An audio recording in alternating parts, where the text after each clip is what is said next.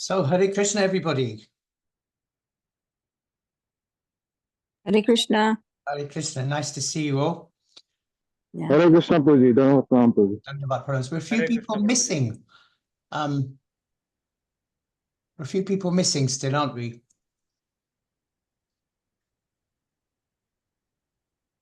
Just send another message now. Okay. So we're going to get started as time is short and I'm a little late. I'm sorry about that today. A lot of work going on at the moment, and it was quite difficult to get back in time because of all the traffic out there. Good to see you all again. How was your week? Everybody had a good week? Yes. Good, good. It's nice to see you all again. Okay, so let's get straight into it, I guess.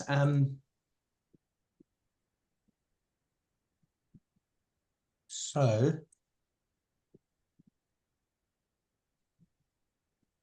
Did we mantra 8? yes, not mantra 8. We didn't do mantra 7 yet. So we Yes. we Sorry. yeah, we ended on mantra 6 last week. We finished on talking about mantra 6.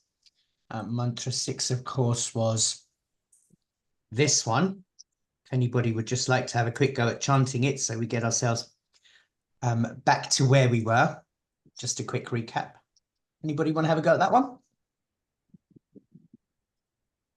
Yes, Sarya Govinda Prabhu, go ahead. Yastu sarvani bhutani atmani evanupashyati sarvabhuteshu chatmanam tato na vijugupsate. One who systematically sees everything in relation to the Supreme Lord, who sees all living entities as his parts and parcels, and who sees the Supreme Lord within everything, never hates anything or any being. Hare Krishna. Thank you very much, Prabhu. Yes, nicely recited. So what is this mantra all about? Let's just have a quick recap, basically, of where we were. Anybody want to tell us what's happened here in mantra 6? What is the Sri Isopanisad advising or guiding us in mantra 6? Anyone? Yeah. Please go ahead, Karuna Mataji. One who always sees all living entities as spiritual sparks in quality, one with the Lord, becomes a true knower. So that's mantra 7. Yeah. Sorry. What is being said in mantra 6? What did we learn last week? He who systematically sees everything in relationship to Supreme Lord, who sees all living entities as his parts and parcels, and who sees the Supreme Lord within everything, never hates anything or any being. Yeah. So what did Srila Prabhupada tell us about this mantra? You've reread the translation, which is correct. That's what we learned. But in your own words, what did we learn?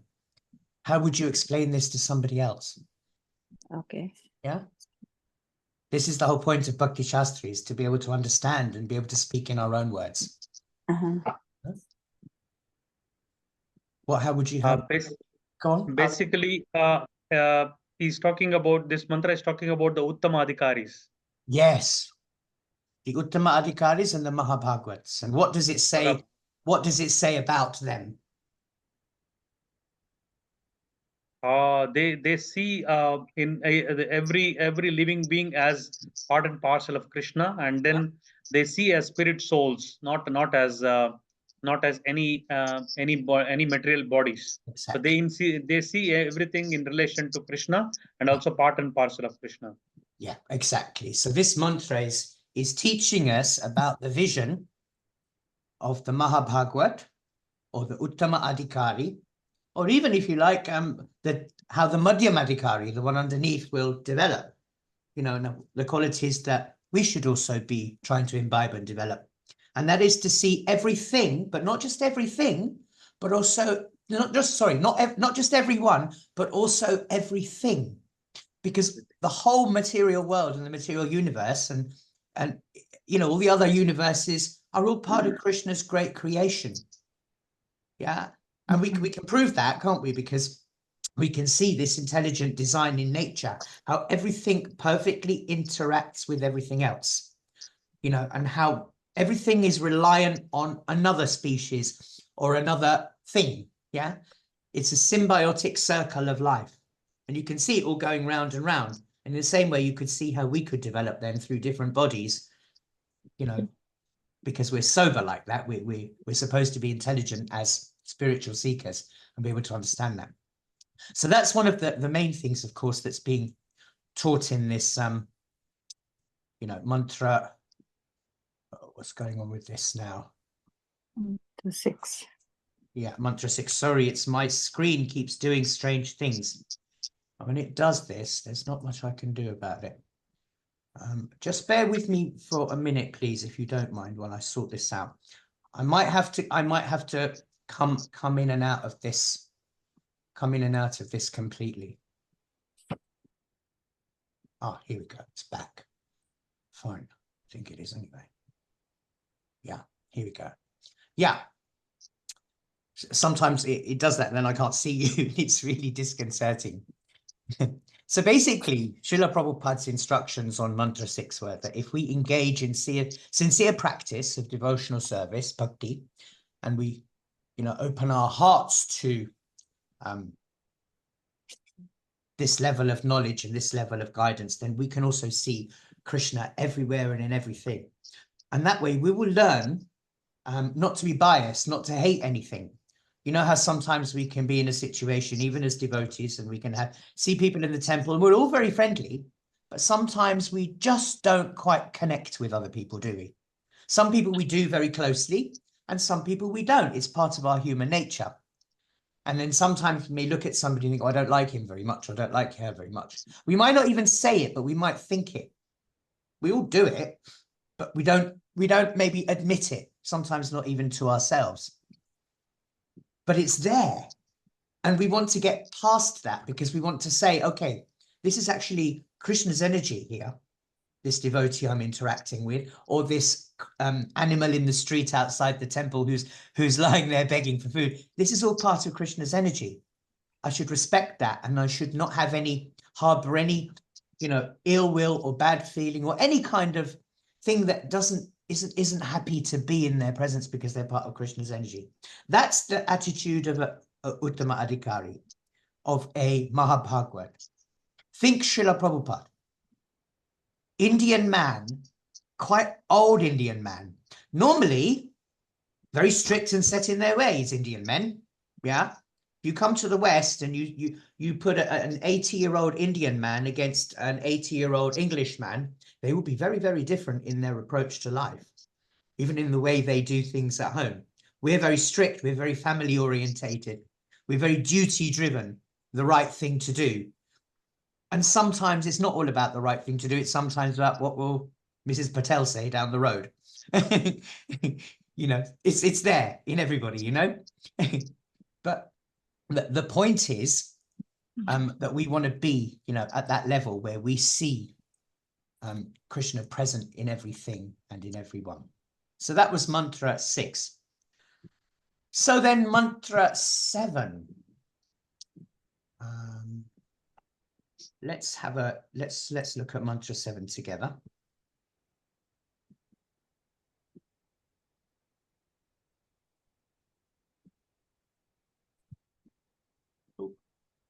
Yeah, would anybody like to have a go at chanting this, please? Yes, Rangavali Mataji, please go ahead.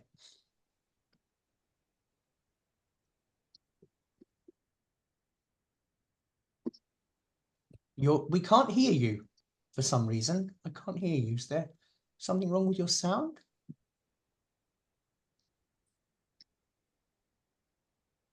Can you hear me now, Prabhu? Yes, now we can hear you. That's right, yes. Yasmin sarvani bhutani atmaiva bhud vijanatah Tatra ko mohaka shoka ekatvam anupashyataha. Yeah.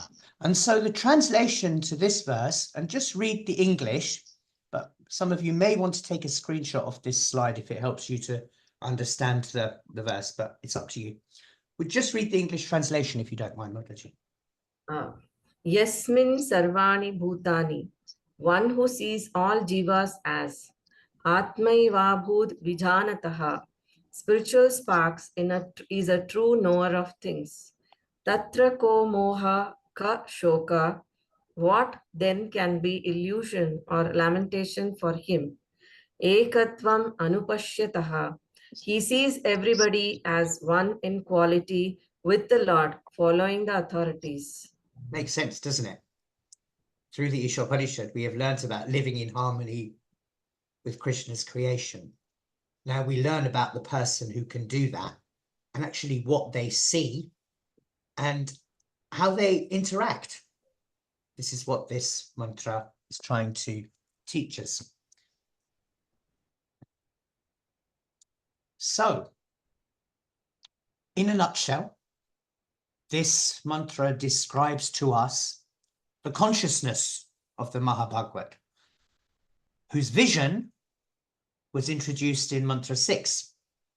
So mantra 6 and 7 together then speak of Krishna's relationship with the jiva souls in his creation and the results that we can realize if we see him in that way and we interact with his creation in that same way, in harmony with Krishna, seeing all of this as Krishna's creation and seeing everything and everyone as part of his spiritual nature, which of course we know it is, because in the Bhagavad Gita, Krishna explains to us the following, and then we can pick up on how this is reflected in the Isopanisad in a moment.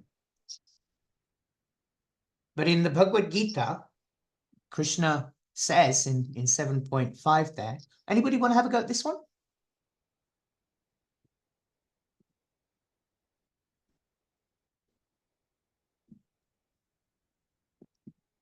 Sarvavandya Mataji, would you go on? Karuna Mataji, go on, please carry on. Krishna explains in Bhagavad Gita 7.5. Aprayam itastanyam prakritim vidhi me param jiva bhuta mahabhavo yayedam dhayate jagat. Besides this, Almighty armed Arjuna, there is another superior energy of mind which comprises the living entity who are exploiting the resources of this material inferior nature. Yeah, remember we talked about Krishna's energies there, didn't we? In mantras 4 and 5.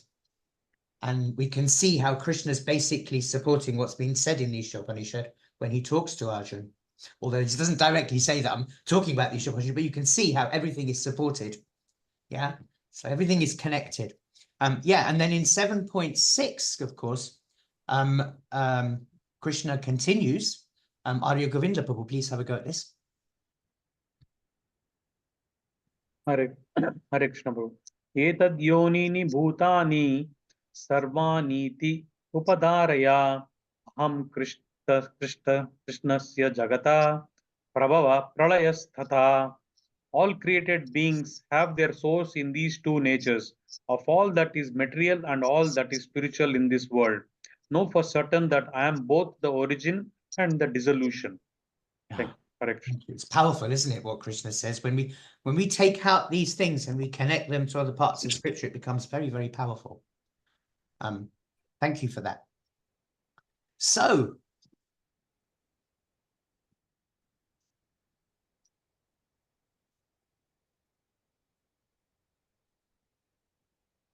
just a quick question. In the mantra, in this mantra here, and I'm just going to share this with you just very quickly.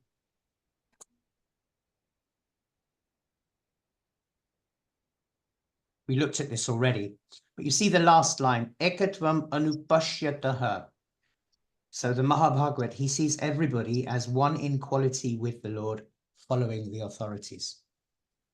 Now, what do we mean when we say, because this is the theme of this mantra, ekatvam, oneness in quality with Krishna, having the same interests as Krishna. In other words, as devotees as well.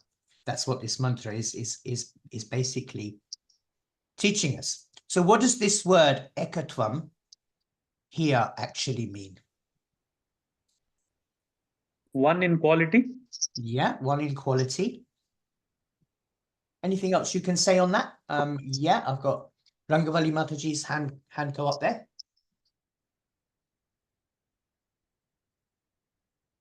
You can't hear you again. I don't know why.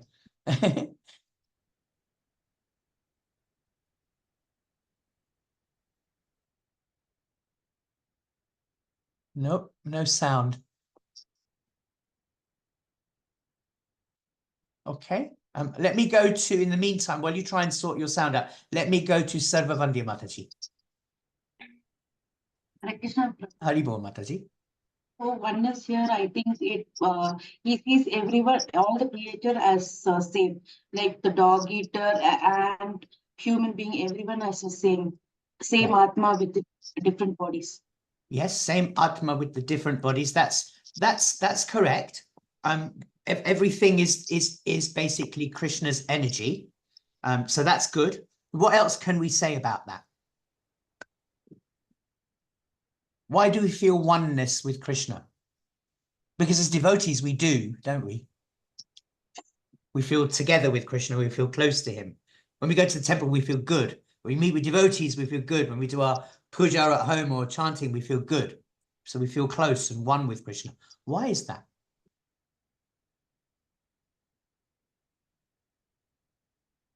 Because we are eternally associated with Krishna. Eternally. Yeah. But it's simple. It's what you said is absolutely correct. But because we are simply spiritual sparks that are parts of Krishna, we're part of his energy.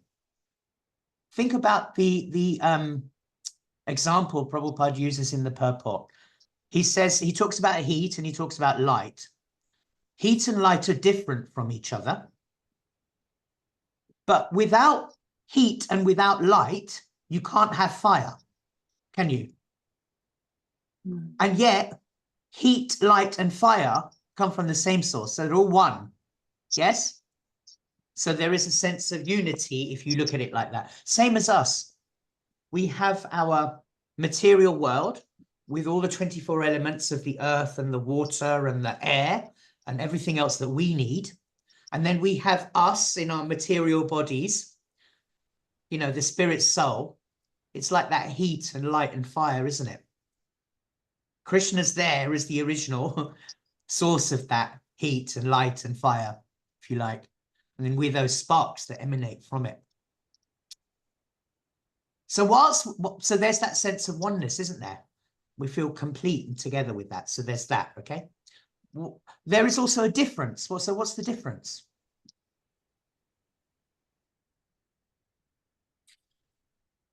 What's the difference? Arya Govinda. Difference in quantity, just like the drop of ocean and then the full ocean. Yeah, exactly. Qualitatively, we are one with the Lord. We have some of the same qualities, don't we? And you're going to learn this when you come to the Bhakti Rasamrita Sindhu, or the Nectar of Devotion. You're going to learn that we possess 50 of the 64 qualities that Krishna has. So quantitatively, we're not the same. Quantitatively, sorry, we are not the same. But qualitatively, we are the same, carrying 50 of the 64 wonderful qualities that are described by Chaitanya Mahaprabhu to Sanatana Goswami. Again, you can think about that, and you mentioned the example of ocean water there, didn't you? Drop of water in the ocean there, Prabhu. Yes, so you can look at it like that. You know, the ocean and a drop of water, they're both salty, but the quantity of salt in them is different. The drop has less and the ocean has more. In the same way, you know, we're like that as parts of Krishna. And think about this, you know, and this is it's an interesting point to make. We are influenced by the three modes of nature. We're basically controlled by Maya, aren't we? Maya Devi is always there trying to catch us. Yeah. If we were equal qualitatively as well as quantitatively to Krishna, then Maya wouldn't affect us, would it? So he's deliberately made it so that, you know, we can learn along the way. Yeah.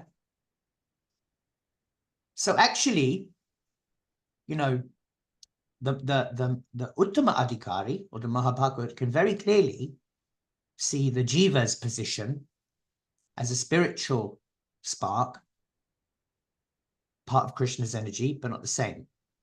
Yeah.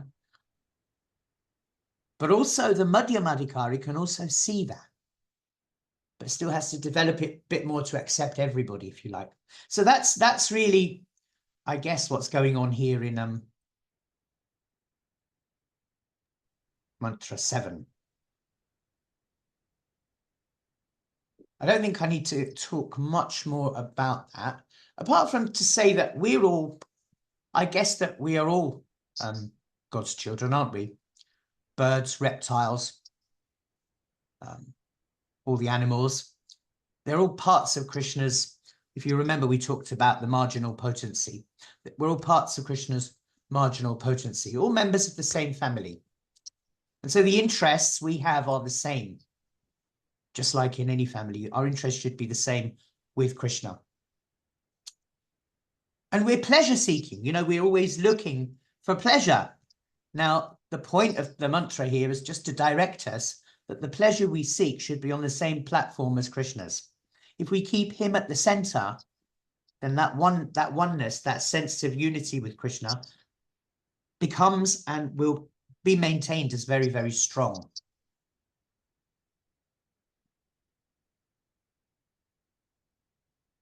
So this is the purport really, and Prabhupada points out in the purport the Anandamayo Vyasat, yes, that we are spiritual souls meant for enjoyment. If you remember at the beginning of this series, I asked you a question: are we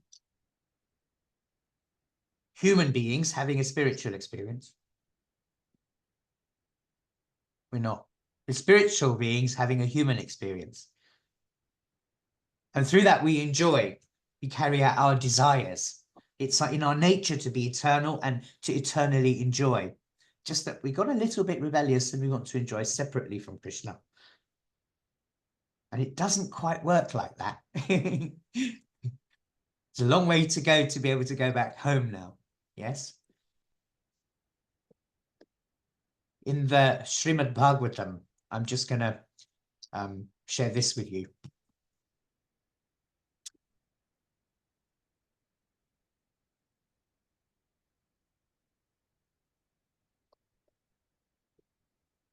Anybody want to have a go at this?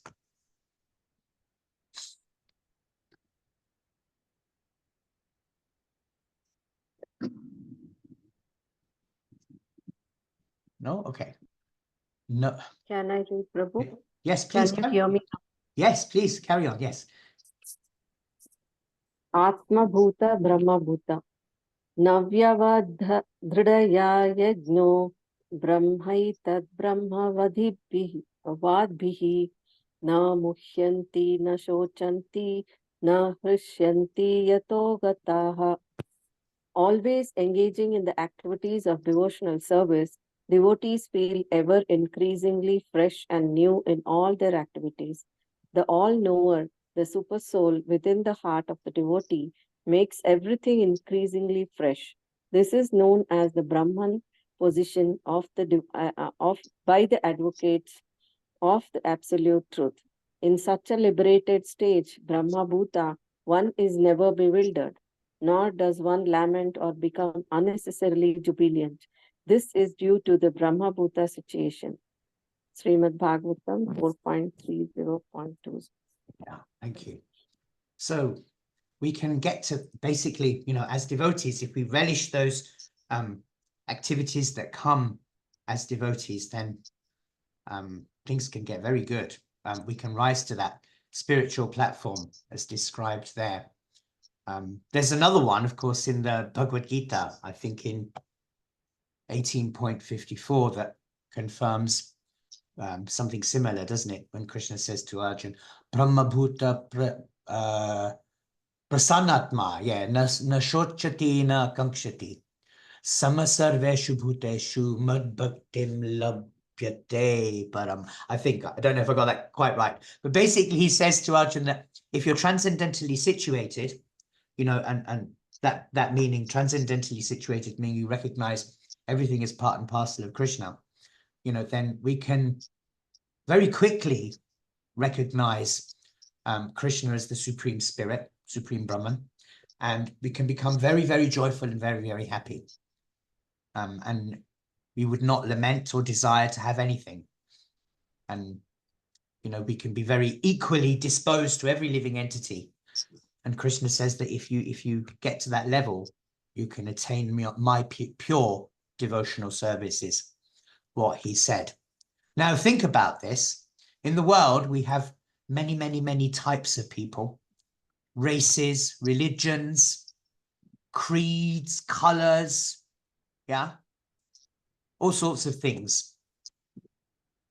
We have to recognize everybody as parts and parcels of Krishna. Where do we have an example of that, actually, that we've come across in our life, in our lifetime? Very important example. If you can't give me the answer to this, then we're all useless.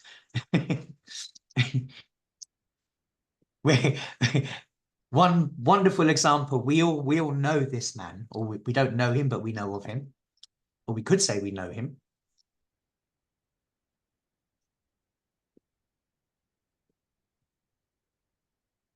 Prabhupada? Prabhupada, yes. He saw this, didn't he? He saw everybody and everything as parts and parcels of Krishna's energy. He took in people from New York, Italy, India, Spain, Germany, China, Japan, Russia, Thailand, you name it, Poland. His books have been translated into 70 or more languages, including Arabic now, a Muslim language. Yes, now think about this. Krishna's happy to have all these different people in his creation, isn't he? Because he put them there. Prabhupada could see that. We often say Prabhupada built a house for the world to live in, whole world to live in. And he did. When I first went to Bhaktivedanta Manor 12 years ago, I was blown away. I thought, my goodness, this is like the United Nations. Everybody's here and it's so peaceful and it's so lovely just to see all this happening. Yeah. I had goosebumps, when my hair stand on end. And it was a wonderful experience. Unity in diversity is something that we hear quite a lot in the world, don't we? It's one of those cliches that's quite often used. But here's a message I want you to think about in our wanting to develop this kind of mentality of the Mahabhagavad. Before he left his body, Srila Prabhupada asked his disciples actually to do, well, he said one thing to them, which I think was quite important.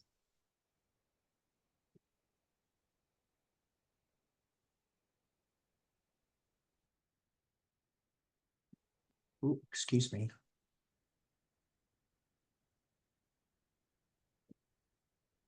Ooh. This one.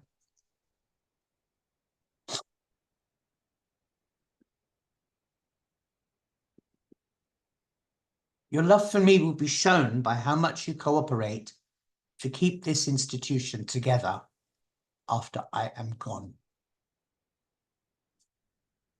Why do we do Bhakti Shastri, for example? So that we can do this. It's a small request. It's now our job to keep this going, to move all this forward. This is very relevant, what we're learning. It's not just scriptural learning. It's actually relevant and applicable in our lives. How we treat this planet, how we treat each other, and how we conduct ourselves is very important. to developing that level of bhakti that we want to get to. And Srila Prabhupada's message was clear, you know,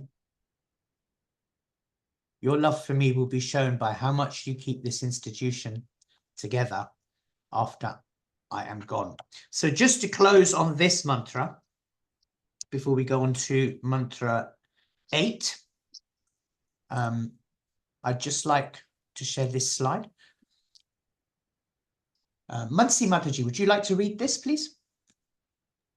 Hare Krishna Prabhu. Sure, Prabhu. Thank you. Oneness of interest and devotional service. Oneness means when these individual opinions coincide with Krishna's opinion, that is oneness. Oneness does not mean that all these individuals become one, homogeneous. No, they keep their individuality, but they become one in the service of Krishna. That is oneness. Now everyone is working for his personal sense gratification. When everyone agrees that we shall satisfy Krishna, that is oneness. That is oneness. One nation, we can understand. One family. One family means they're individual persons, but they're working for the interest of the family. All of them, combinedly, co-jointly working.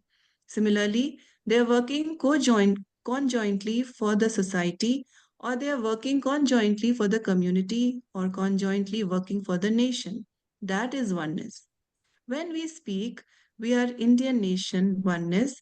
That oneness does not mean that every individual Indian has become homogeneous with other Indians. No. Every Indian is an individual person, but he has sacrificed his individuality and engaged himself in the service of the country. That is national consciousness. Similarly, Krishna consciousness, as there is national consciousness, community consciousness, family consciousness, so many other consciousness. Similarly, Krishna consciousness means all persons agree to work for the satisfaction of Krishna. That is Krishna consciousness. That is oneness. Oneness does not mean we lose our individuality. Sometimes individually we fight, just like in the legislative assembly, our representative MPs, they go and fight.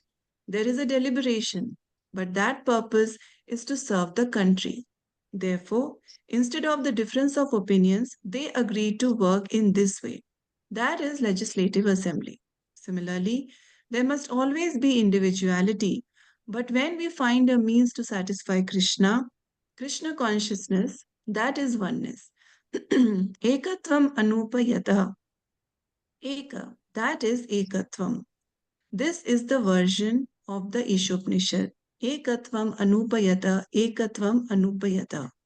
Ekatvam, at the same time, anupayata. That means we are all spirit soul, we are part and parcel of Krishna. That is anupayata. And on this basis, when we find ekatvam, oneness, that is the platform of peace. That we are all servants of Krishna. Chaitanya Mahaprabhu advised this. Jivera Swarupay Nitya Krishna Das. When we feel that eternally I am servant of Krishna, you are servant of Krishna, that is ekatvam. Not that we become a lump. No. Personality cannot be changed. Nectar of Devotion, New Vrindavan, 1972. Hare Krishna. Thank you, Mataji. So that there was a word there, actually. It's actually anupashyataha, which means seeing through the eyes of authority, or, you know, or like authority. So this is the meaning of this mantra, is that as if, you know, if we follow the authorities in the way they've presented Krishna to us, and we can understand that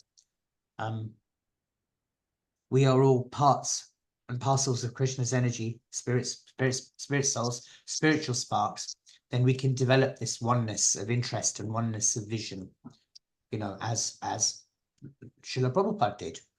You know, we can all do this, it's all there for us to do. But the point is that, of course, not many of us will be very easily able to do it very quickly. But that doesn't mean it can't go on. So let's move on then to mantra 8. And in mantra 8, Yeah.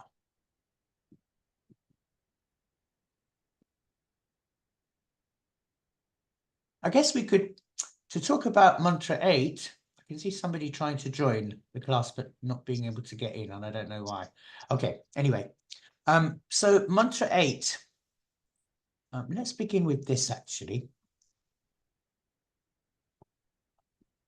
because it kind of continues with this theme, doesn't it? Well, it does continue with the theme.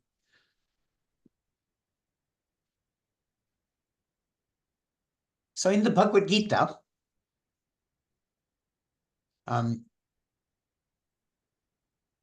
Krishna says the following: the fools deride me when I descend in the human form. They don't know my transcendental, they don't know my transcendental nature as the supreme Lord of all that is. And because they are bewildered, they're attracted by demoniac and atheistic views. Because they have that conditioning,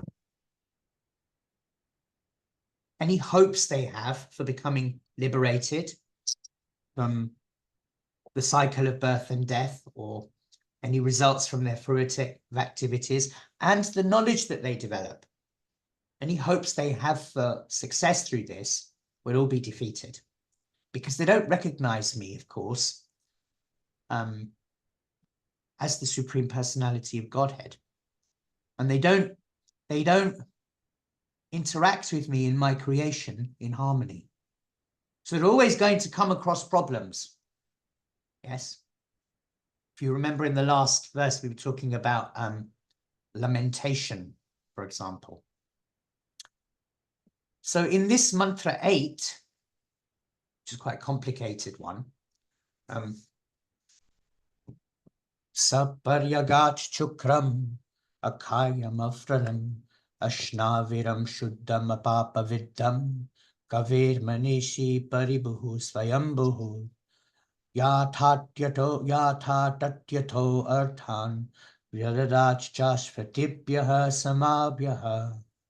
That such a person must factually know the greatest of all, the personality of Godhead, who is unembodied, omniscient, beyond reproach, without veins, pure and uncontaminated, the self-sufficient philosopher who has been fulfilling everyone's desire since time immemorial. So on the one hand, we've been presented with this,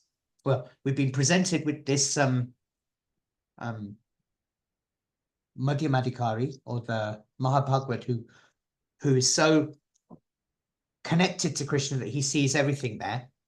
But he also recognizes him, of course, as the greatest of all. Actually, we can look at it like this. Saparyagat, that such a qualified person as described in mantras 6 and 7, which we just looked at, factually knows and attains the Lord who is Shukram, omnipotent. He can do any activity with any limb of his body. Is Akayam, doesn't have a material body. In other words, his body and soul are not different. Yeah. He's Avranam, he has no faults, no injuries. He's Ashnaviram, he doesn't have any veins. He's Shuddham, he's pure. He's Apapaviddam, he's uncontaminated. He's Kavir, omniscient. He's Manishi, intelligent. He's Paribuhu, he's the greatest of all and the controller of all. And of course, this is important for us because he's Swayambhur, he's self-sufficient and independent. And most importantly here, Yatha Tatyato Arthan Vyadadach Chashvatibhyaha Samabhyaha. Yes, that he has been fulfilling everyone's desires since time immemorial. The universal order provider. That's Krishna.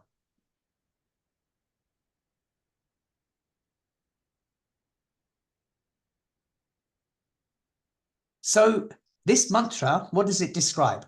What are all these things so we've seen the vision of the Mahabhagavad. Now what is he seeing in this mantra? What are we being taught?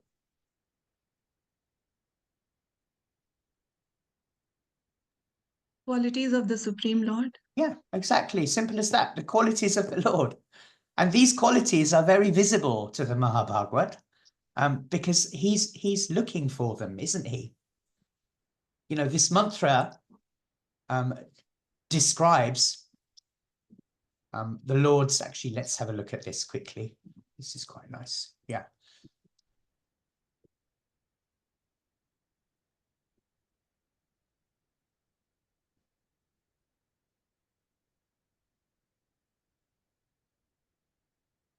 This mantra is describing the Lord's transcendental qualities. Yeah. That he has a transcendental form, that he's omnipotent. He's the order supplier, supplying all our desires and our needs. He's the greatest of all. He's self-sufficient because we rely on him. He doesn't rely on us. Remember, he's Purnam, complete and perfect. Krishna plus the material universe is complete. Krishna minus the universe, material universe, is also complete. However, material universe minus Krishna is not complete. Yeah, because we're not complete without him. Yeah. He's also antiseptic and he's prophylactic. Antiseptic insofar as, you know, anything that we come into contact with in terms of Krishna and Krishna consciousness can purify us through his mercy. He's prophylactic like a medicine. Yeah. And he has a transcendental form. The scriptures have proved to us, and the Isopanisad has already proved to us, that he's not formless.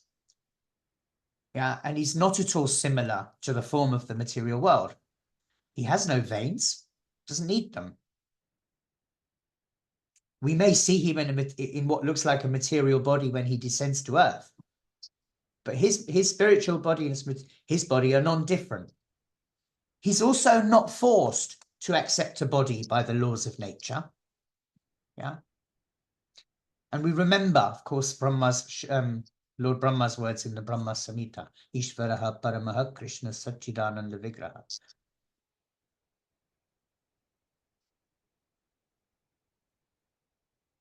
So there's a lot going on in this mantra as well. And there was one other thing, that he can appear to us as the Archa Vigraha. Let's talk about that for a minute, quickly. Let's have a discussion. Tell me why we do deity worship. What is the point of doing deity worship?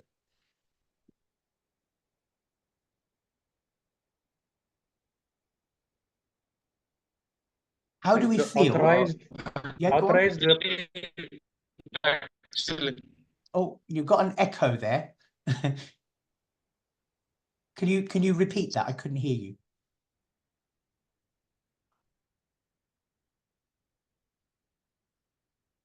Arya Govinda Prabhu? Actually, Archa Vigraha is not different from the Lord. Yes. Prabhuji, Archa Vigraha is not different from the Lord. That's correct. Now you've got your voice keeps breaking up, but you're right. Lord can appear in any form. Yes, the Lord can appear in any form. So that's a good one. So we have so far. Let's maybe put this on a whiteboard. And he can convert material into spiritual and spiritual into material. So Archa Vigraha is not different from the Lord. Yeah. So yeah, we can say deity form is non-different from. Okay, good. Anything else?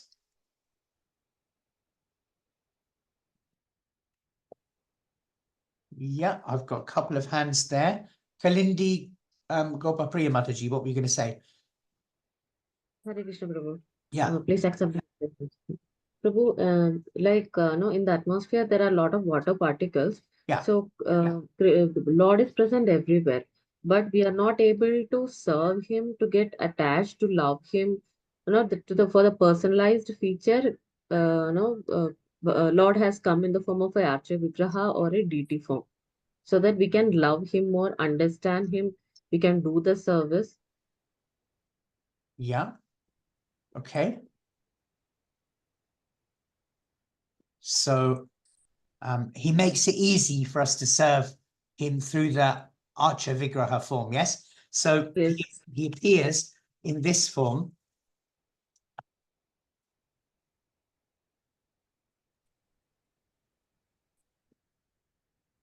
So how does appearing in a deity form make it easier for us to serve him?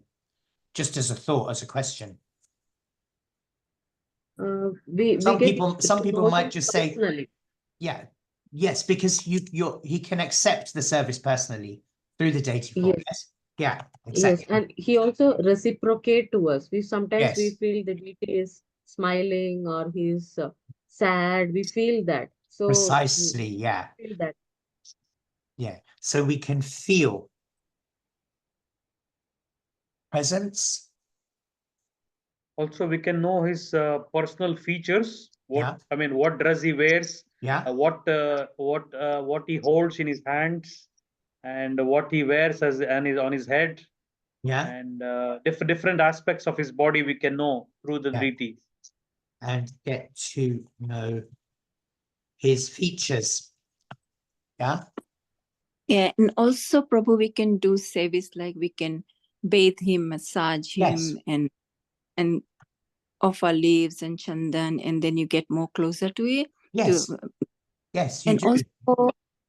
also when you serve food, like, you cook and you feel so great in your heart that you're offering somebody who will really like your food, but we do it with all our heart, right? So he Yes. can, and we get the prasadam and we distribute to other people, and that's the blessing for us. Yeah. Yes, so many things are happening. And there's a feeling, isn't there? There's a Yeah. feeling when you do deity worship. Now, I spend about an hour and a half every day on deity worship. Right. And it's the whole program. I have kirtan blowing really loud over YouTube, which drives my mum and dad nuts because it's really loud. But it's nice, it's nice kirtan, it's soft kirtan, but really loud. Yeah. And then it starts off with waking them, inviting them to rinse their mouths with Achman, and then I wash their feet and their hands, with using all the mantras and the mudras and everything.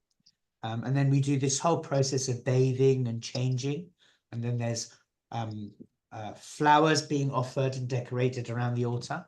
Then we do an arti, then we do an offering. And then we do our final prayers, which are asking for forgiveness for things we might have forgotten to do or missed, or which might not have been up to standard, or because we weren't concentrating properly, because we have to go to work, and all these things are going on. But there's this tension when you wake up in the morning. Oh my God, it's already 4 o'clock, 5 o'clock. Have to get up and get my deity worship done. And you're not thinking about the train to work and that you might miss the train. You're thinking, oh, I have to finish this. And when you get to the train station and you do miss the train, oh, damn, should have got up 5 minutes earlier. But you don't think I'm going to be late for work. Yet, if it was something else that I was doing, say a phone call came from a very good friend of mine and I answered the phone and that made me 5 minutes late, I would be thinking, he's making me late. He's making me late. It doesn't happen when I do deity worship. Doesn't matter if I do get into trouble when I'm late. As it happens, I work for myself, so I never get into trouble because I answer only to me, but my staff and my clients, may sometimes say, a little late, which isn't like me, but yeah. But there is this sense, of course, when we do deity worship, so all these things are there. Let me just stop sharing this whiteboard. That's it. Karuna Mataji, you have your hand raised there. Did you want to add something? No, I spoke earlier. Okay, yeah. So what's the other thing about deity worship that we can say?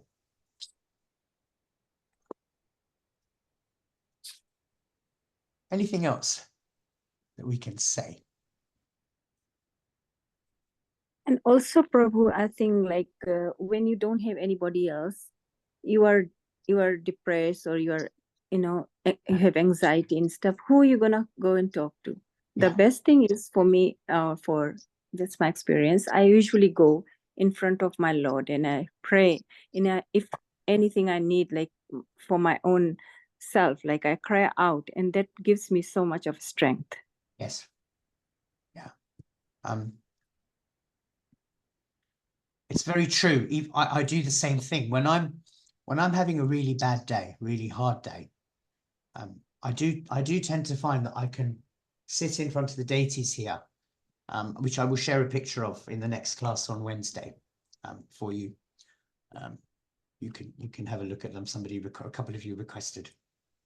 But I find that coming before the deity at home actually helps my mind, how I'm feeling. But in respect of why we have the deity, why Krishna makes himself available in this form, it's because it makes him easy to approach. Can you imagine approaching the Supreme Personality of Godhead if he was there in person? Arjun couldn't do it on the battlefield, could he? Krishna had to give him the vision to see, and even then he said, oh, no, you have to stop this. I can't deal with this, he said. Yeah. The Archa Vigraha form is authorized by the Vaishnavacharyas. It's there, it's authorized in our scriptures. And somebody mentioned earlier, Shashi Prabhu, that the deity form is non-different from Krishna because it is his expanded form. And because it's his expanded form, he can accept our service through the deity. And it's as somebody said, you can actually feel that presence there. So we know this is real. We also know when we go to the temple, that feeling that you get when you're standing in front of those deities is so powerful, isn't it? So this is the Archavigraha form, the reason why he comes down in this form.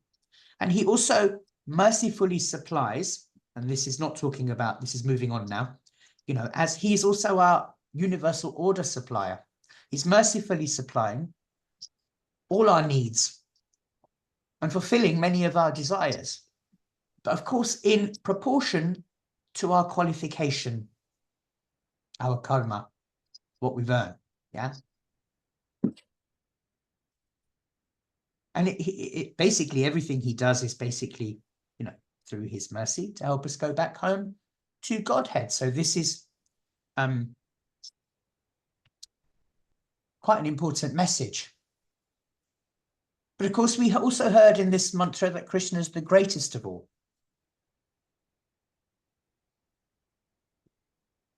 How is he the greatest of all? Srila Prabhupada explains in the purport.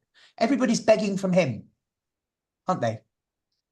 When does Krishna come and beg of you or me? Or Karuna Mataji, or Kalindi Gopa Priyam? He doesn't, does he? He doesn't need to. But actually, he is actually begging something from us. What is that he's begging? Mataji, Kalindi Gopa Priyam Mataji, you were saying something. He wants us to love him. Exactly. Just like any parent. Huh? He's begging our love. He even says in the Bhagavad Gita, doesn't he? Patram pushpam phalam toyam. If one so much as offers me a leaf, a little bit of water, maybe just even a little fruit or a flower, if he offers with love, I will accept it. Those are the words of somebody who is full of love and full of compassion. Yes? And that's all he is asking from us.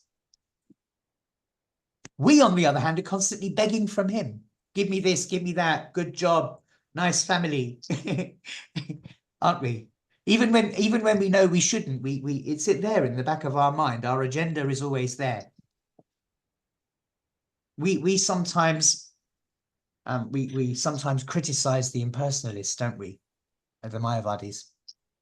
We shouldn't really, because they're also his children, and they're also begging for liberation from him by wanting to, to merge with his Brahman form. So we have to realize our constitutional position, and that is one of service. Because he is actually self-sufficient. He's the greatest of all. He's self-sufficient. Yeah. He's supplying everything. He lifted Govardhan Hill, if you remember.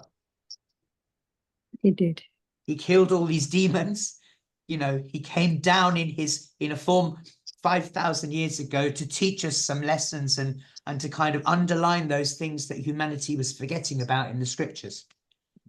And then he sent acharyas after that. And then he sent Prabhupada, and look what we have. In this verse, he's also described as shuddham, antiseptic.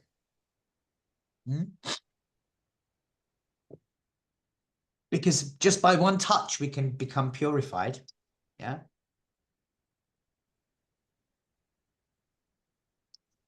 So he is powerful like that. He's also prophylactic.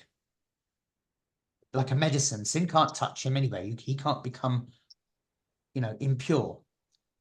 But like a medicine, you know, if we associate with his devotees, we can also develop that level of purity.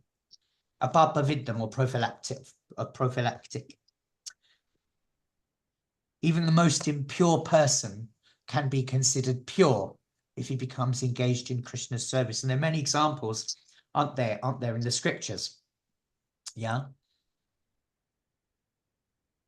So he is, in summary, you know, he is a Shnaviram, he's without veins.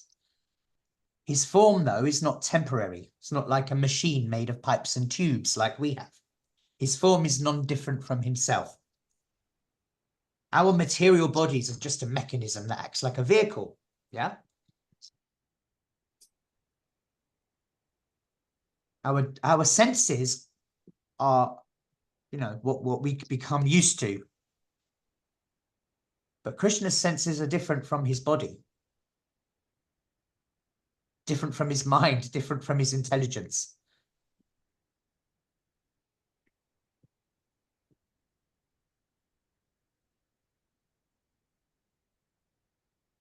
His body is not machine, it's his self.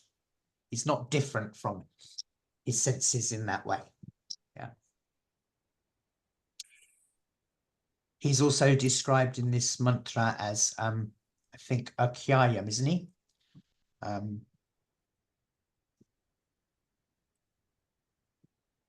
Yeah, he's described as Akhyayam. He doesn't assume a material body like us. His form is Satchit Ananda Vigraha. So we can see all of that going on in this mantra. I'd just like to end on one other thing, and one of those things is that Krishna's name, you know, just like his other qualities, is also pure. That's why we have the benefit of the holy name. Do you remember that conversation we had with Alan Ginsberg last week that we talked about? Just like to share this with you. Arya Govinda, if you would like to please read the following slide for me.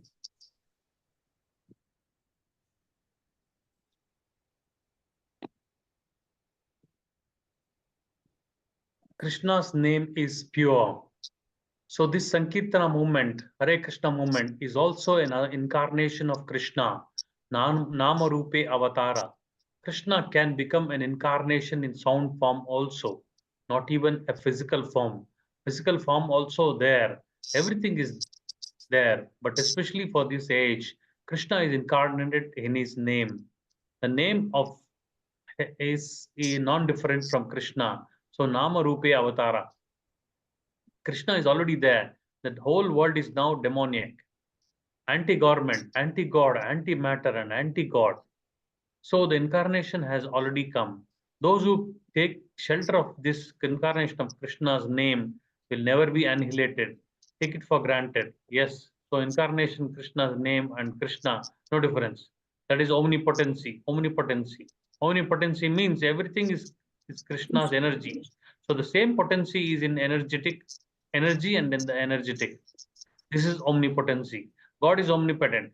Omnipotent. He can give you protection when you take shelter of his name, because his name is non-different from him. Don't think Krishna's name is less efficient than Krishna. No, Purna.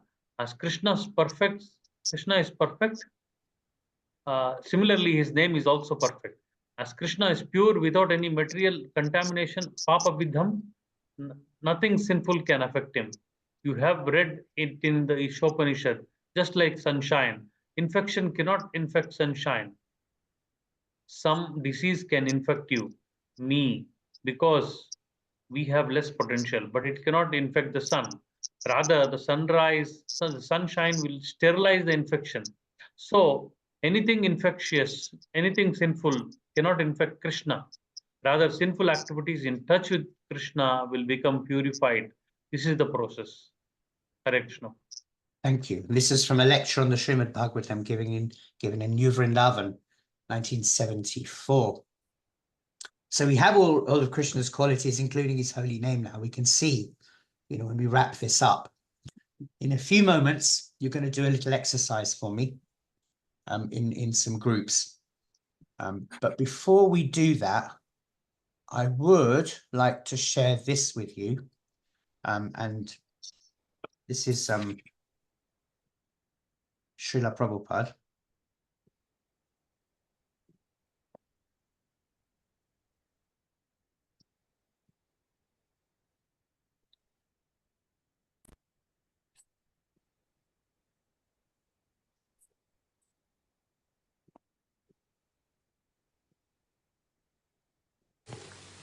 Hallowed be thy name,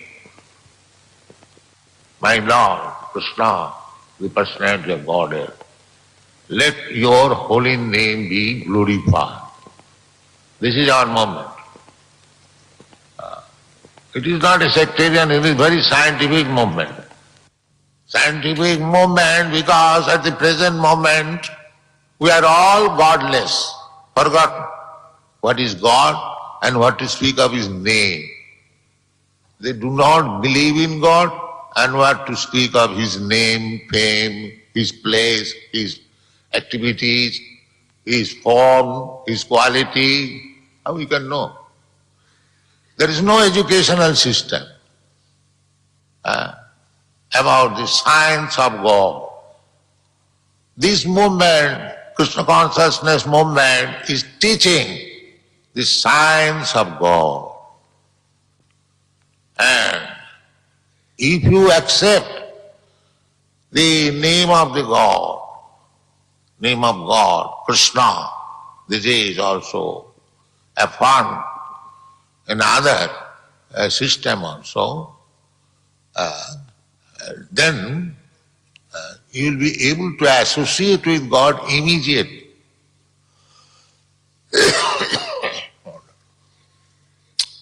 Because God is absolute. Absolute means there is no difference. Just like in the relative world, this is relative world. Material world means relative world. Relative world means the sun. As soon as I say the sun, there must be a father. As soon as I say a friend, there must be another man, friend. As soon as I say water, there must be something as water. But in the absolute world, the name water and the water is the same. This is called absolute. No different separation. So in the kingdom of God, the God is God and his son is also God. There, everything, there is no difference between the name and the substance. Here in this material world, the name and the substance different. Just like if I am thirsty, I want water. So the water must come to me. If I simply chant water, water, water, that will not be effective, because it is relative. But in the transcendental world, Krishna is the name of God, and it is God also. So, by chanting Hare Krishna, you are directly in contact with God. This is the meaning of Hare Krishna.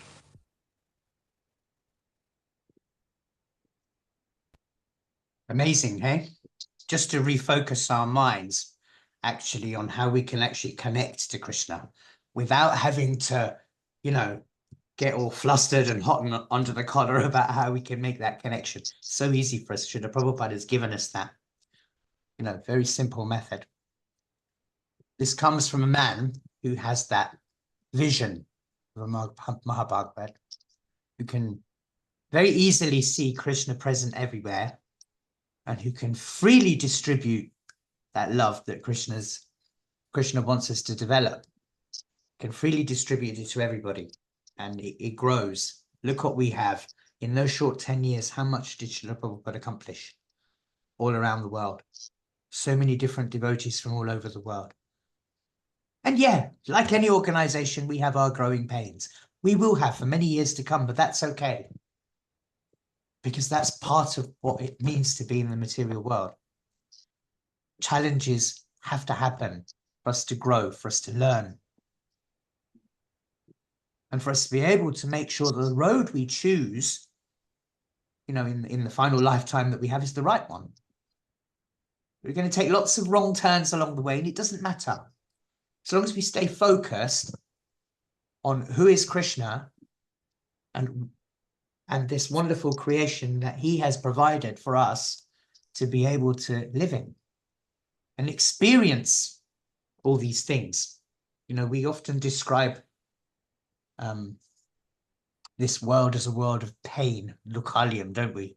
But when we think about it, actually, it's okay for Srila Prabhupada to say that because he was trying to make a point.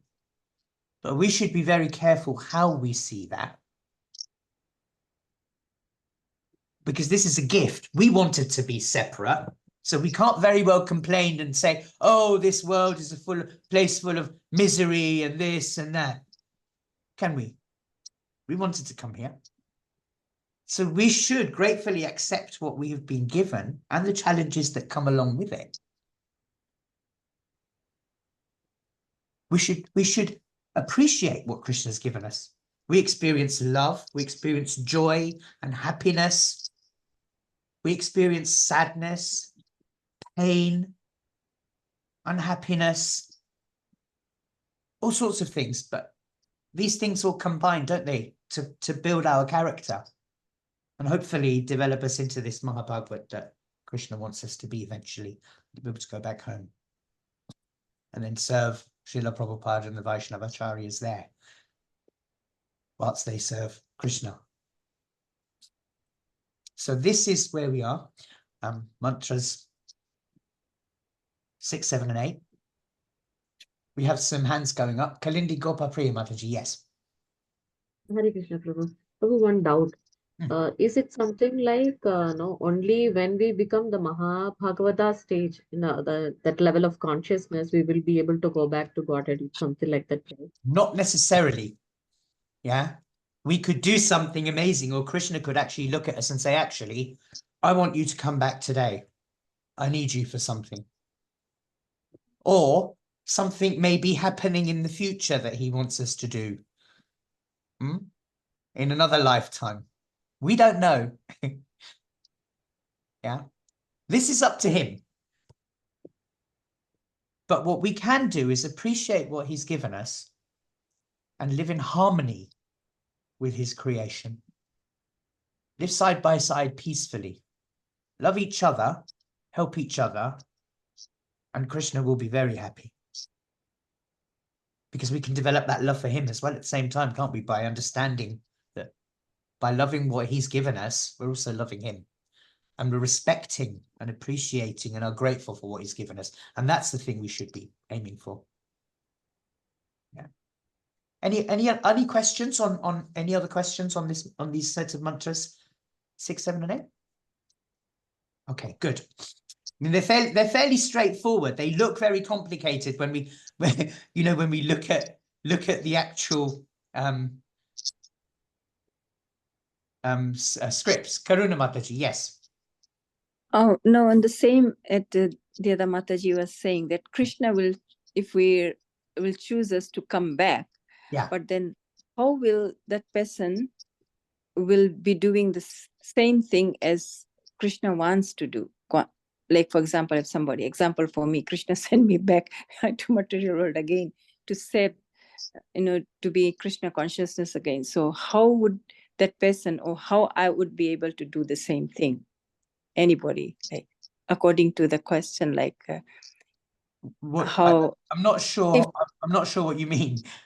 No, I'm saying that Kalindi Mataji asks, maybe I'm mistaken with her name.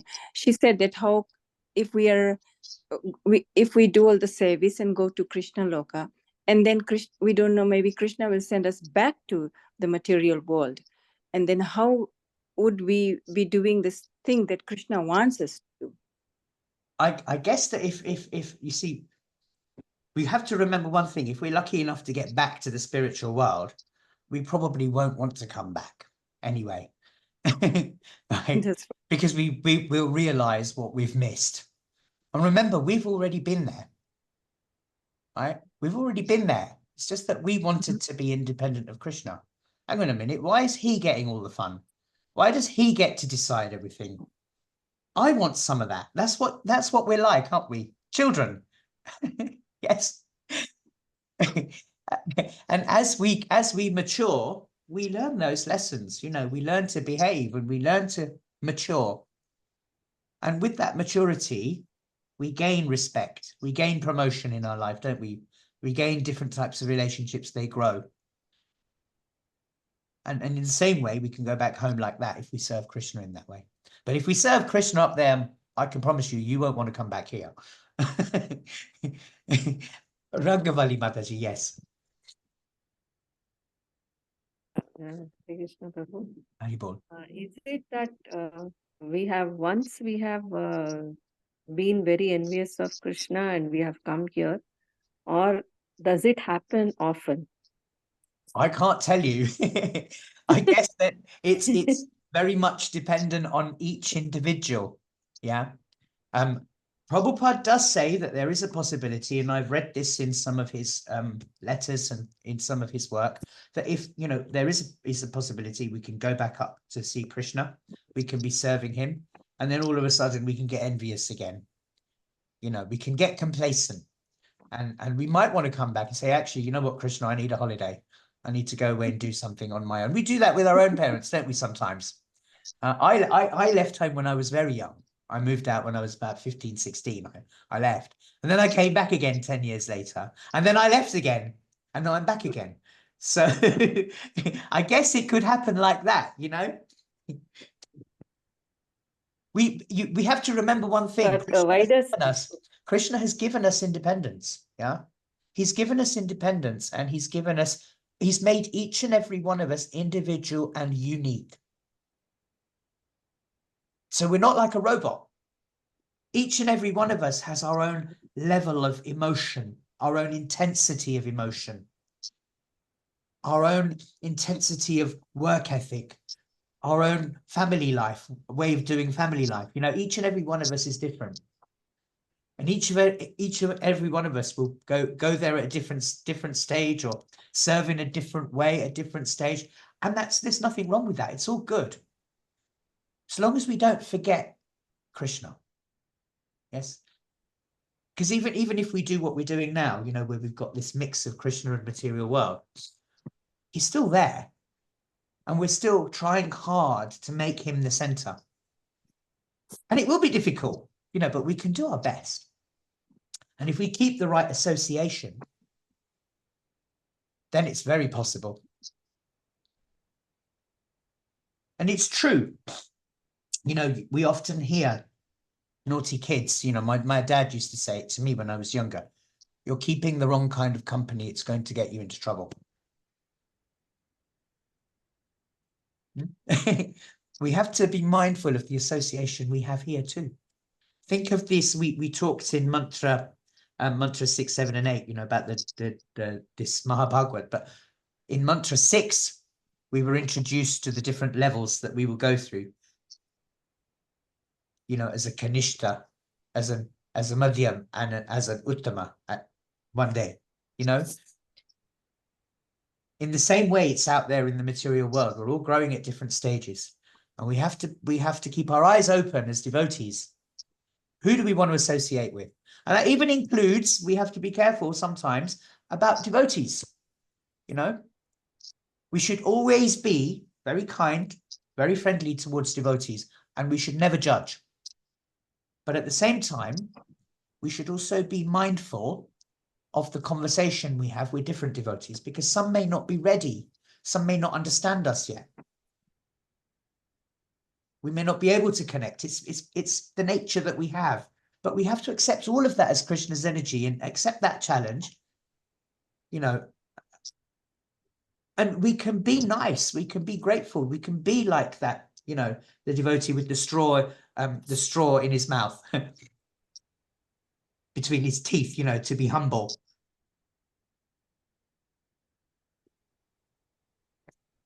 There's a lot to learn from the Isopanisad, which actually is expanded on very much when you come to Bhagavad Gita. Okay, so let's move on to do this quick exercise that I wanted you to do. So we have now reached, say, the halfway point of the Isopanisad, almost. Mantras 8. Mantra 18 is where it ends. We're going to have another class on Wednesday, correct? Yes. Yes. So on Wednesday, we're going to cover mantras 9, 10, and 11. Then on Thursday, we're going to cover 12, 13, and 14, because these mantras form two little groups which are opposite of each other in a way, or kind of complement each other, rather. And then in the last sessions next week, we'll do the closed book questions and the last 4 mantras, which are very, very beautiful mantras they are. So just so that we know where we are, right? There's not many of you here, so we can do this all as, I was going to say, let's do this as a group exercise, but I won't. Let's do this as, I was going to put you into small groups to do this, but let's do this all as one big group, right? And this is just so that we can understand where we are. I want you, right? And I'm going to leave the room here for a bit. I'm going to switch my speaker on silent. I'm going to switch my video off, and I'm going to leave this part of the room so I can't hear you, right? Because I want you now to teach me what has happened from the invocation to the end of mantra 8 that we have just discussed. And I want you to tell me in a no longer than 30-second summary for each mantra. Key points covered within 2 sentences or 3 sentences, and within 30 seconds for each mantra. It's possible, okay? So what does the invocation say? Within 2 sentences or 3 sentences, 3 or 4 major points about the invocation. How does that then connect into mantra 1, and what does mantra 1 say? How does that develop into mantras 2 and 3? And what do these mantras say? And then what are the instructions in mantras 4 and 5 and 6, 7, and 8? And group them like that so that you can see, right? For example, mantras 1 to 3 describe practices for devotees that we should follow. Those practices being that we should recognize Krishna's creation and live in harmony with it, not take more than, for example, we've been given. How does that develop into mantras 2 and 3 then? What are the instructions? So those are the practices. Then mantras 4 and 5, what do they describe? Mantras 6, 7, and 8, what do they describe? So you have, say, you have 10 minutes to put this together, and then I'd like to hear from you so that we have a summary of where we've got to. So I'm going to leave you to discuss this between yourselves, and I'm going to leave the room now to give you some time.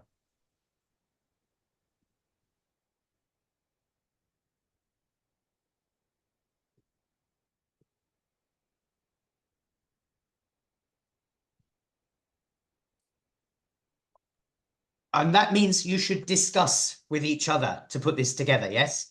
Don't just try and do it individually. Make this work. Remember, you're all parts and parcels of Krishna's energy, and you have to work in harmony with each other here.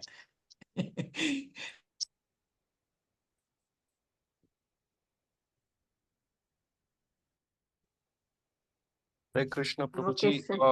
Invocation describes about the completeness of the Lord. He is in and out. He is far and near, and he is whole. Even you remove the whole from him, he is whole. He's And complete he even is though you remove the complete from him. So 2-3 points and will he make is, for each shloka. he is Satchidananda. We can state that formula, na? Krishna plus material universe is complete, minus material universe is also complete. Ah, yeah, okay.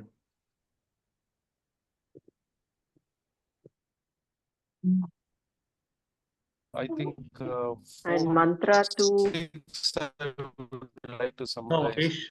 no, this is invocation. This mantra 1 we have not completed. Yeah, mantra 1 it talks about Ishovasyam principle.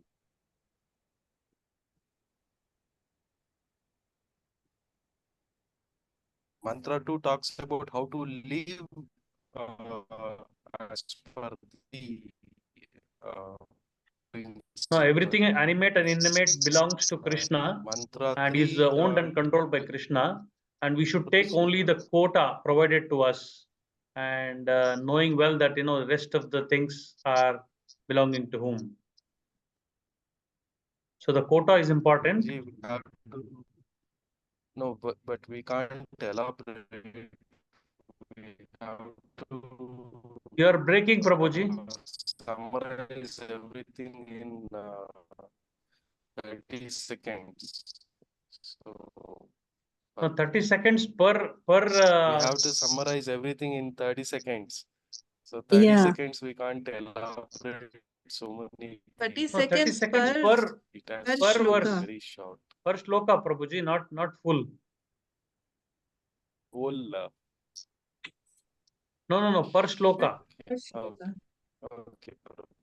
So at least 2-3 points you have to tell in each verse. So one is he controls and owns. He owns and controls everything. Then one should accept only the quota provided to us, and then knowing well the remaining part to whom it belongs. So anything else we can give an example in this?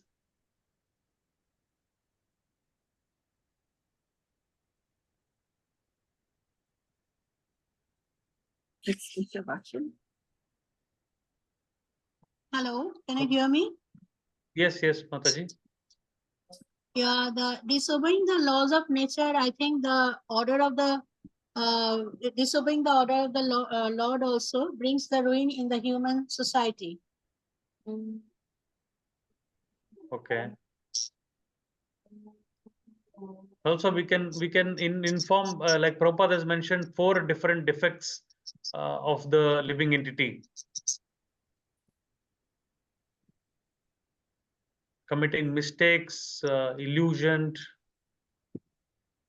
cheating propensity, and imperfect senses. Yeah, making mistake. He's subject to the illusion.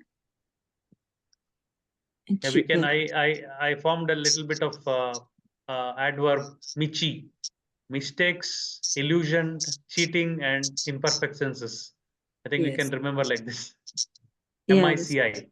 4 defects. This is only for mantra 1, Prabhuji. And Sorry, unnecessary Mantra 1. attachment must be also. Unnecessary attachment must be also avoided, so that we can keep our spiritual path. We can follow our spiritual path in a very smooth way. Okay. if we enjoy what is given to us, like there will be peace and prosperity. That is also one point I have wrote in.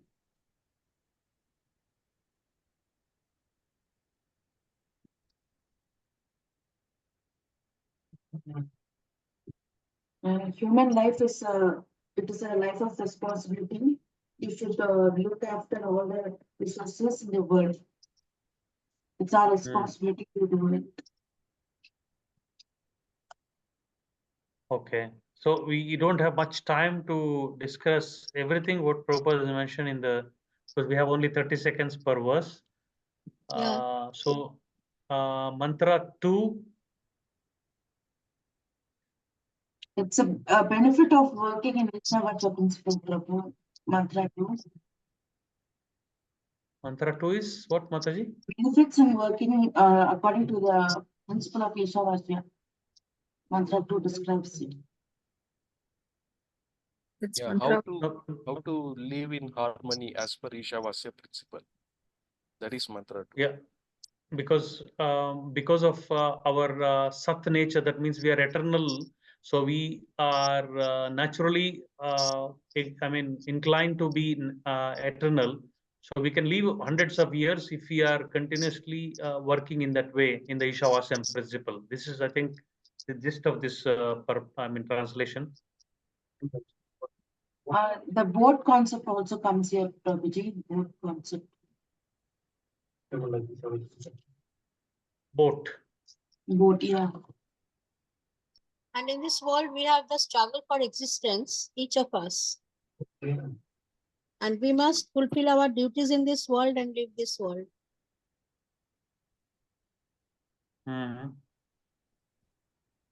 Mantra 3 is if we ignore the Ishavasyam principle, then that's the result, right? Mantra 3.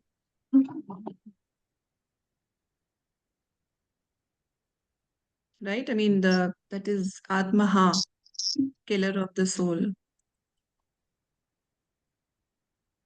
One who doesn't follow the principles of Ishavasya principle, he goes down in the evolutionary process. He'll go to hellish planets. He goes to darker planets. You have 5 minutes to finish. So mantra hard. 3 is the killer of the soul. Yeah.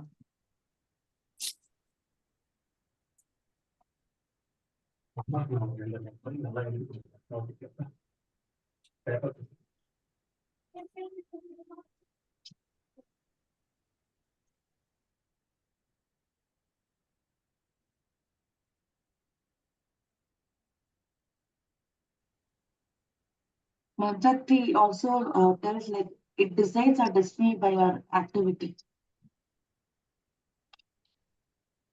So when we do akarmas, we are put in good higher planets, and vikarma, we are put in hellish planets. And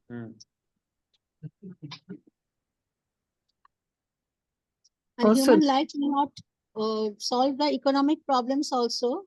The material problems must be solved by the human beings also.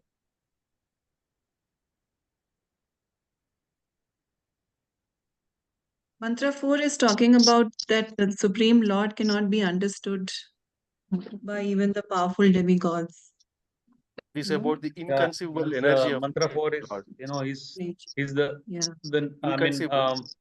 features of the Supreme Lord. Although fixed in his abode, personality of God, it is swifter than the mind and can overcome all the running. So it describes about his His inconceivable nature.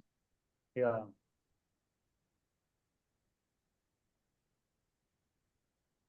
Okay, then mantra 5.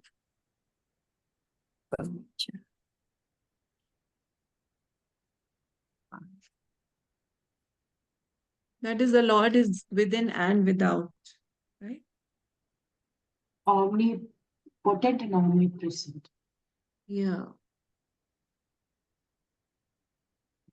And for example, Scouting Mataji.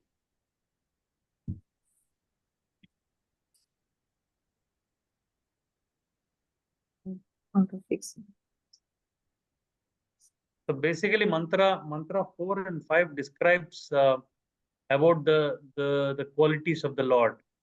Basically, 4 and 5 describes about different features of the Lord, and because what he can do, what attributes he has. He is within within everything, and he's still within not everything. He's outside, he's inside, he's near, he's far away. He doesn't walk, he walks. So the mantra 4 and 5, I think, describes the different attributes of the Lord. Like Narsimhadev, he's in everything, but although you can't see him. So something like that. Mantra 4 and 5. Mantra 6, mantra 6 is about it's giving it's about the characters of Uttamadhikari. Yeah. Yeah. Mantra 6 is about Uttamadhikari.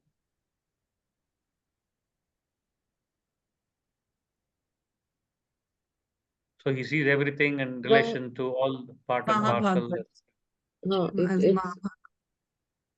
it's also relation with Krishna and the jivas, and how it will be, we interact according to the Ishavasya principle, how it would be.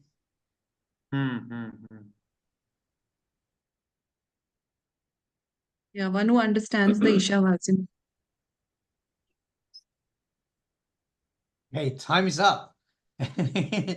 You got 2 mantra. Which mantra did you get to? 6. 6. 8. So we will do 7 and 8 together. Okay. So mantra 1. What can you guys tell me about mantra 1? What is a very short summary of mantra 1? He's complete. Sorry, yeah, the invocation. I beg your pardon. Yeah, the invocation. Yeah. Yeah, invocation. He's complete, and then he, even if you take the complete from him, he still remains complete. Yeah. Yes. So this is what mantra 1 tells about. Yes. So the Lord is perfect and he's complete. He's also the source of many, many complete units, including the material world, which is also complete and has everything we need for our sustenance and maintenance in it. Yeah. So that's the invocation. Now, mantra 1.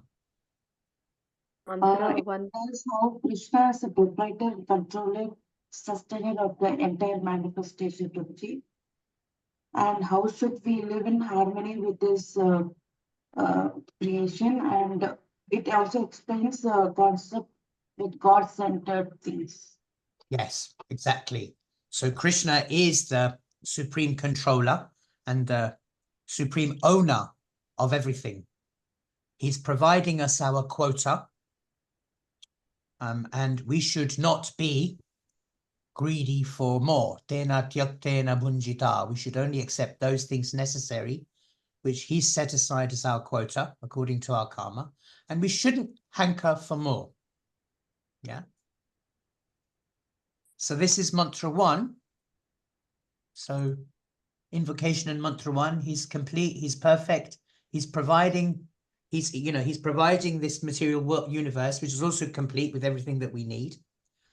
And because he's the owner and the controller and the proprietor, he's also providing us our quota of all these things that he's set aside for us in the world. So we shouldn't be greedy for more than he's providing. So that's the invocation in mantra 1. Mantra 2, what's happening in mantra 2?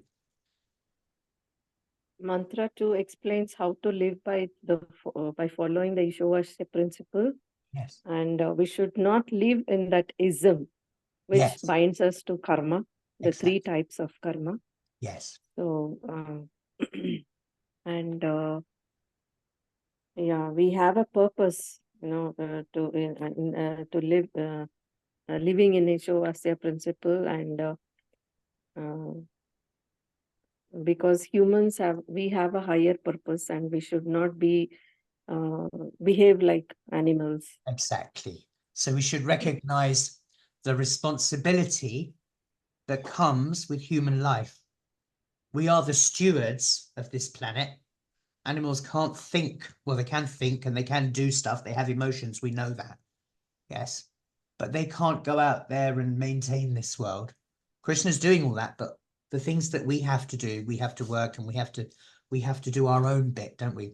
So mantra 2 basically is teaching us how to live, the art of living, if you like, living in harmony with Krishna's creation, living in the spirit of Ishavasya. Yeah. And if we do that, we won't be bound to the laws of karma. Na karma lipyate nare. Yes. And actually, there is no other way for man. We have to accept that. And then mantra 3, what does mantra 3 describe? Mantra 3 says that if we what happens if we are not following as per the Ishavasya principle. Yes. So we will become the killer of the soul, and we either go to the hellish planet because of our karma, because we are responsible for our karma. So we may go to the hellish planet, or if we do as per the Ishavasya, we can even take an elevated body in the next. Exactly that, yes. Tamste pratyabhigachanti yeke chatma jano hano janaha, sorry, yes. That, these planets, there are other planets out there that are miserable. They can become our destination if we become the killer of our soul. Doesn't mean that the soul dies, because the soul is eternal. We are eternal anyway. But it's a sense that we can become quite dark and covered and end up in another planetary system, which is miserable if we don't live in harmony with Krishna's creation, because we won't have been grateful or appreciate what we've been given. So then we have to learn the lesson the hard way. There is no other alternative. Yeah, so we have to think about that. It's quite powerful instructions, but they're very beautiful, this Isopanisad. And then what happens then in mantras 4 and 5? What does Isopanisad then teach us in mantras 4 and 5?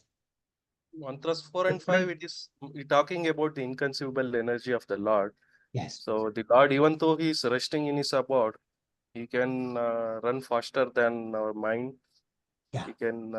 He can reach any place, any corner of the universe. Yeah. And he can perform any activity. Yeah, exactly. Yes, so mantras 4 and 5 there is teaching us about the fact that the Lord is independent, right? And he is unsurpassable. He's bigger than any of us. We can't even compare to him in any way. Yeah. So even though he might be, for example, fixed in Golok Vrindavan, in his one place, he's still everywhere at the same time. Yeah. He doesn't have an equal. He doesn't have a superior, and he's full of knowledge. He's quite quicker than any of our human minds, or, he's even more powerful than demigods. He can run faster than any of us, although he can stay in the same one place and still be faster than us while still being situated in his one place. He also controls those, the devatas, who supply the air and the rain. Yes, so in these mantras, we're learning about his qualities, his energies, and also the fact that there are contradictory qualities about him. He moves and he doesn't move. He's near and he's far away at the same time. He's tad antarasya sarvasya tad ursar sarvasya bhayataha. He is within everything and he's also outside of everything, which means he's all pervading. So these two mantras teach us about his supreme independence and his inconceivable and omnipotent qualities. So he is the perfect, supreme, complete, Purnam Krishna that the invocation is talking about, who is supplying us, with our quota in mantra 1, because he is the owner and proprietor of everything. And if we recognize that and live in Ishavasya consciousness, and we can recognize these qualities, then we don't necessarily have to go to the hellish planets, but otherwise we could. But if we recognize these qualities, as of course in mantra 6, which you're going to tell me about now.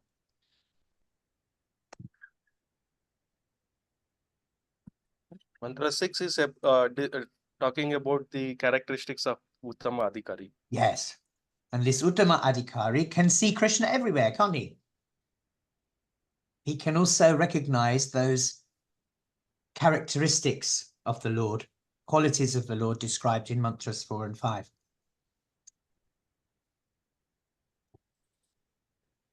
He is this Madhyamadhikari Sarva Bhuteshu Chatmanam. He sees the Supreme Lord within everything. And then in mantras 7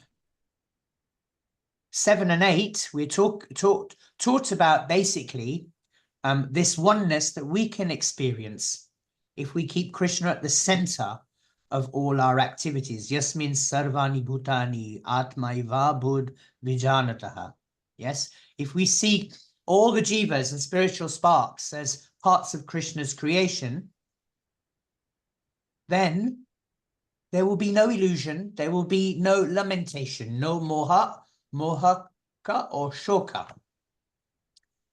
Because we will see everything as ekatvam anupashyataha, one in quality with the Lord, just as the Vaishnavacharyas did. And then, of course, we learn in this mantra 8 that we just covered some of Krishna's divine qualities, and if we have the vision of the Mahabhagavat or the Madhyamadhikari, we can also obtain that Lord. We can also get close to that Lord, get close to Krishna. Because the person who is qualified can see that Krishna is Shukram, omnipotent. They can see that he doesn't have a material body and that he doesn't have any faults, avranam, and that he doesn't have any veins, ashnaviram. He is pure and uncontaminated. He's shuddham and apapaviddham at the same time. As well as being intelligent, the greatest, the controller of all, and he's also swayambhur, self-sufficient or independent. And he's also been fulfilling all our desires since time immemorial. Yatatyato arthan vyadadach chashvatibhyaha samabhyaha, it says in the verse. And that's where we are. Now, in mantras 9, 10, and 11, we learn about two things, vidya and avidya, and the results of learning, of following the path of vidya or avidya. And actually, what should we do? Who should we become? How do we build our character? That's what mantras 9, 10, and 11 are about. Because we want to develop the character described in mantras 6, 7, and 8. How to do that is described in mantras 9, 10, and 11. So we're gonna talk about that in the extra class on Wednesday. We'll start at your normal time of 8 p.m., which is my 3:30 p.m. Before you come to the class, please bring with you a definition of vidya, your understanding of vidya, in plain, simple English, so that everybody can understand it. Your understanding of the term avidya.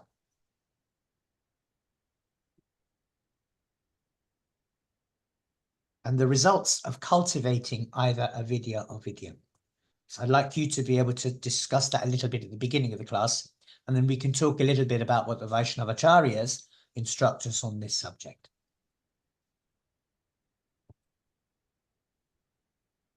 Any questions for today?